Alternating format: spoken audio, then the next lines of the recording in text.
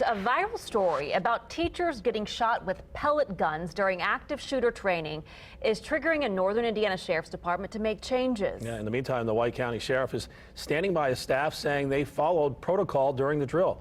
News 8's Eric Feldman is back from White County with what the department had to say. This is an odd story. Yeah, and it got a ton of national exposure here after the Indiana State Teachers Association said in the training, teachers were pulled into a small room, shot with fake bullets in execution style, left with welts and bleeding.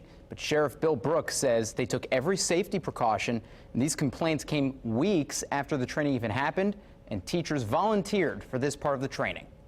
We've seen it too often, a shooter preying on children and teachers at school. It's to the point where lawmakers in Indiana are considering requiring schools to have active shooter training. This teaches them the reality of, I have to act. I'm not going to go down. The White County Sheriff's Department does that training for schools in the county. Sheriff Bill Brooks says each time has gone smoothly, but recently a complaint several weeks after a January teachers-only training at Meadowlawn Elementary School in Monticello.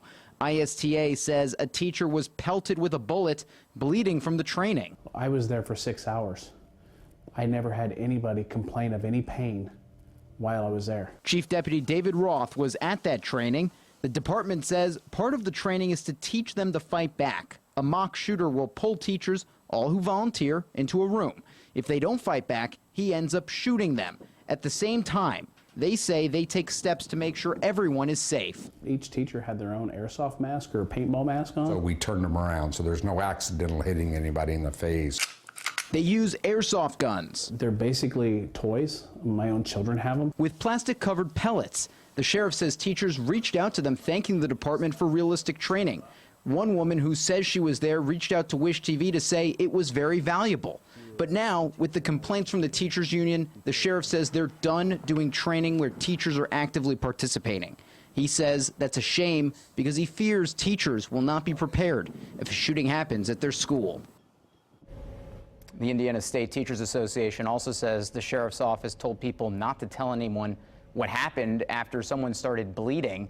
Again, the sheriff's office says no one came forward injured, and they did in fact have EMS on hand just in case someone in fact did get injured. Yeah, and on the surface it seems so bad, right? But these people volunteered for this. They did volunteer, and that's something that's important to note. In fact, they did tell me tonight that there was someone who said that they had a medical condition and did not want to participate in this part of the training, and they said that's totally fine, you can watch with us on the side.